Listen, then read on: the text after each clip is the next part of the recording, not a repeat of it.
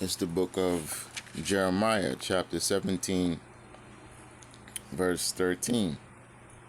O Lord, power, Yahweh Bashem Yahweh, the hope of Israel.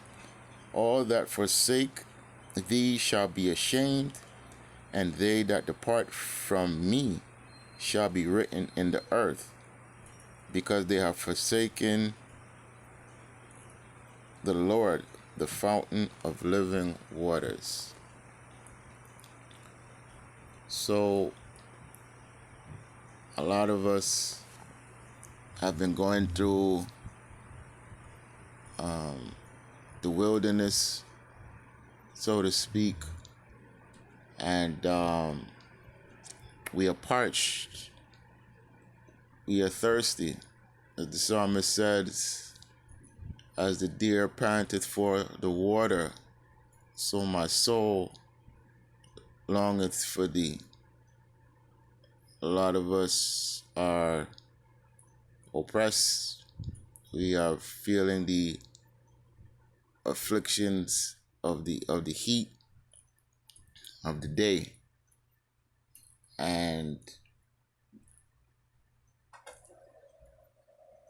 we are looking for sustenance. We are looking for direction, but the Lord is the one who grants us this sustenance, who gives us our water to drink. So, in returning to Him and drinking out of the sure waters, this is how we will find life, right? As the woman at the well, when she spoke to the Lord, let me pull it. It says, John chapter 4, verse 13.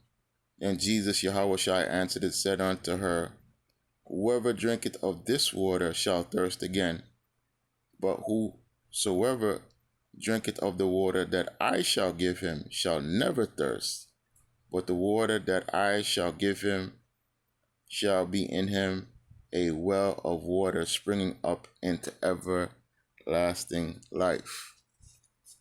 So this is the water we must look after for. This is the water which we must strive to drink. And that water comes from the hearing of the word and the application of the word. In Christian circles, we are taught about water baptism. But water baptism is only an outward show of the washing of oneself. This is why when you understand the scriptures, John the Baptist performed water baptism, but Yahweh Shai, Paul didn't do any baptism, and Yahweh Shai, I believe, he only did limited baptisms. But what we call baptism in the modern day church is goes into a pagan custom, which again is for the god Tammuz. But the hearing of the word and the being washed from the word is how we begin to drink water. The water is supposed to affect our mind. This is the book of 1 Peter chapter 3, verse 21. The like figure whereunto even baptism doth now save us, not the putting away of the filth of the flesh, see, the water baptism being dumped in the water, but the answer of a good conscience towards God by the resurrection of Jesus Christ, Hamashiach Yahweh. So, the water baptism is not supposed to be a washing of the filth of our bodies, but the washing of our spirits, the inward man. For that is where the Lord desires truth, in our inward parts. This is the book of Ephesians, chapter 5, verse 26. That he may sanctify and cleanse it with the washing of water by the word. So you see, so faith comes by hearing, and hearing by the word of the Lord. And we are sanctified and cleansed by the washing of water by the word, because the water is similar to um or is a similitude for a cleansing agent, but the cleansing occurs internally. Then that new man, a new creature, will be able to show outwardly.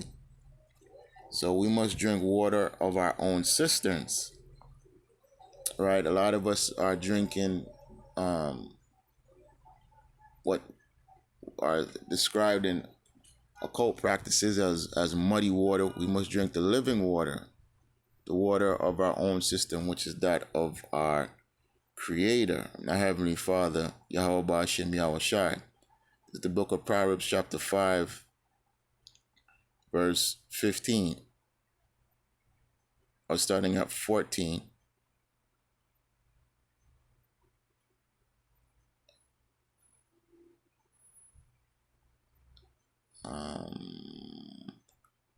I was almost in all evil in the midst of the congregation and assembly. Drink water out of thine own cistern, and running waters out of thine own well. Let thy fountains be dispersed, and rivers of water in the streets. Let them be thine own, and not strangers with thee. Let thy fountain be blessed, and rejoice with the wife of thy youth. Right? Which is in reference to wisdom. So a lot of us, we are accustomed to going to church, and whatever the pastor says, we just co-sign it with an amen. We don't read, we don't study, we don't ask questions, we don't study to show ourselves approved, and therefore drinking our own water out of our own well. We are drinking all other waters and not understanding that the waters which these so-called leaders are giving us are contaminated and will poison and eventually kill us. So before we allow an individual to lead us or to teach us, we must first make sure that what they are saying lines up with the scriptures.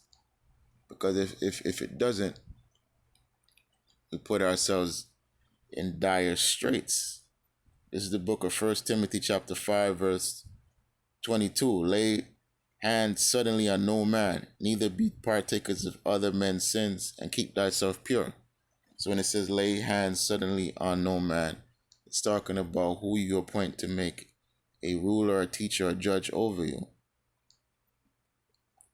Verse 23, drink no longer water, but use a little wine for thy stomach's sake and thy often infirmities.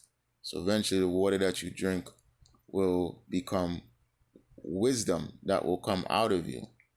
Verse 24, but some men's sins are open beforehand, going before to judgment, and some men they follow after. Likewise also the good works of some are manifest beforehand, and they that are otherwise cannot be hid. So a lot of people are seeing a lot of these abominable practices within their congregations or place of worships, but yet they choose to stay, and that is the worst thing that you can do. We must take a leap of faith and be able to go into the wilderness and separate ourselves from evildoers and for those who do not worship the Lord in spirit and in truth. For these men, worship is of their own belly. And although it may be difficult at first, the Lord will reveal himself to you by taking that leap of faith. When Moses left Pharaoh's house, he was in the wilderness of 40 days. He was in the wilderness for 40 years. But that is when the Lord revealed himself to Moses, and he became the author of the Tanakh, the first 5 books of the Old Testament. So trust in the Lord and drink of his living waters, the waters of the scriptures, and pray and fast and ask him to lead you and direct you, so that eventually you will reach this point of your journey. This is the book of John, chapter 7, verse 38. He that believeth on me, as the scripture hath said, out of his belly shall flow rivers of living water.